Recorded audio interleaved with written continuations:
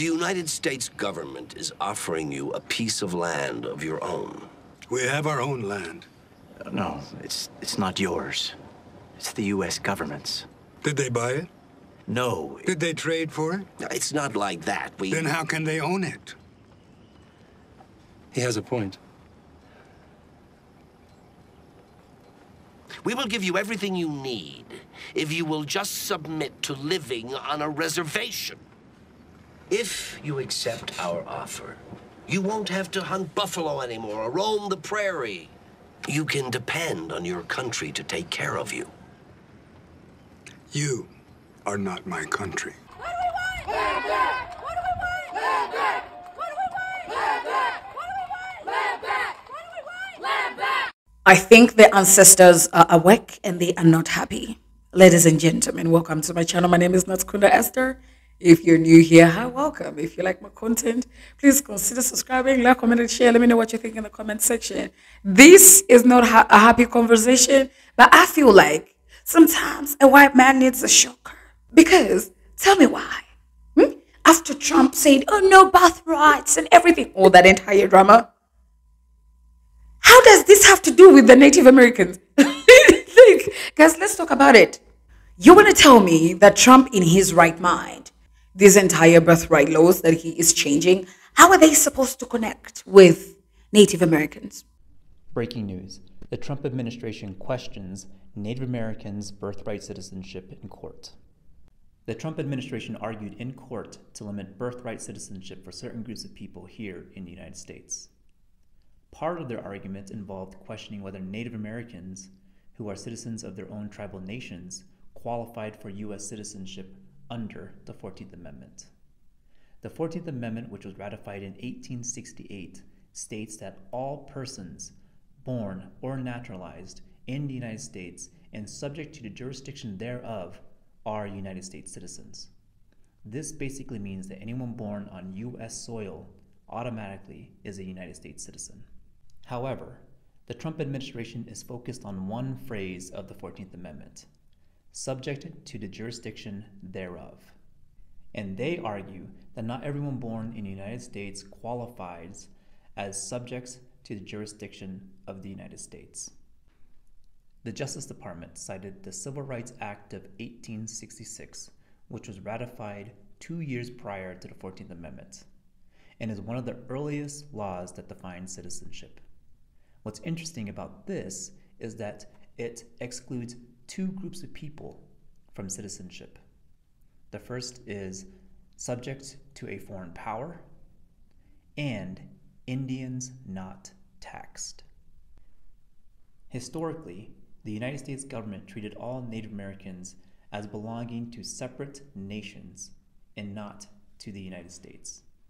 And that all changed in 1924 with the passage of the Indian Citizenship Act, which granted all Native Americans in the United States citizenship.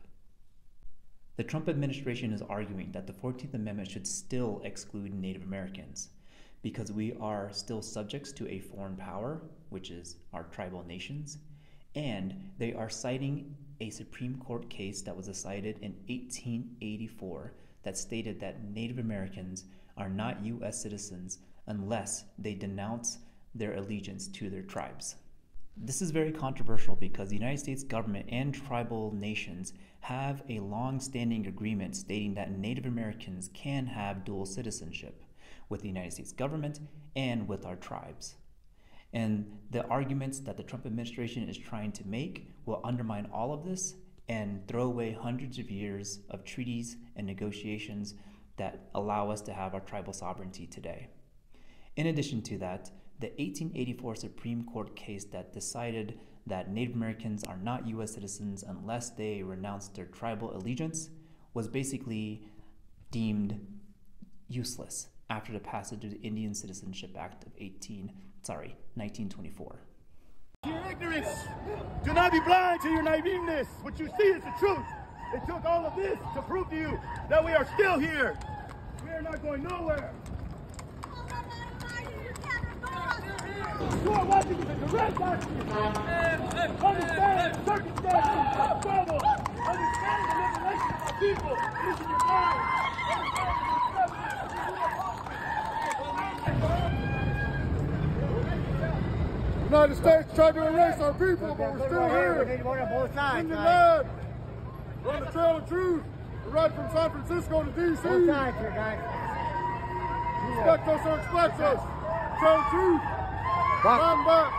300 pounds here and all political prisoners. Okay, hey, we're moving. Straight. How far? Keep on going. You want food? Okay.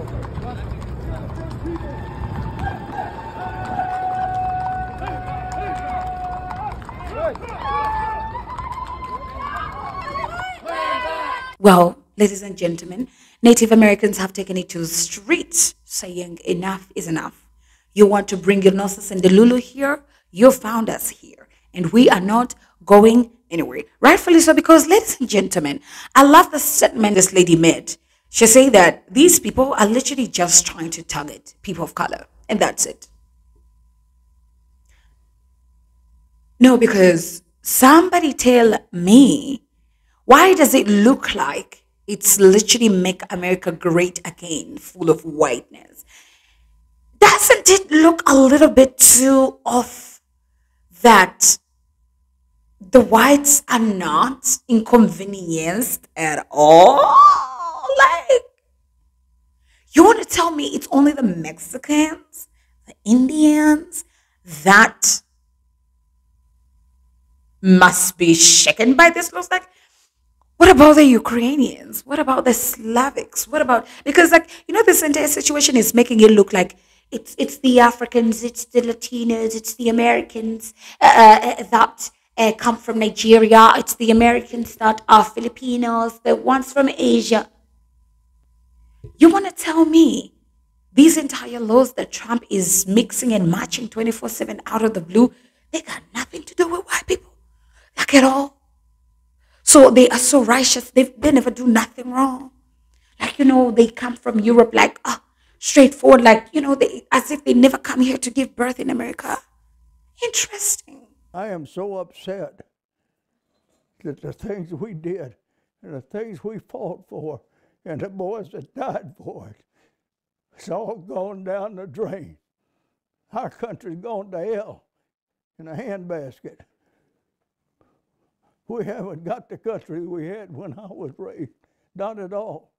Nobody will have the fun I had. Nobody will have the opportunity I had.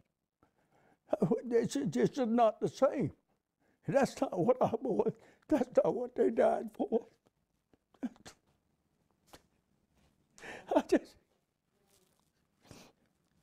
It's just not it.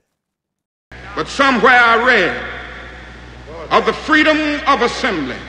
Somewhere I read of the freedom of speech. Somewhere I read of the freedom of press. Somewhere I read that the greatness of America is the right to protest far right.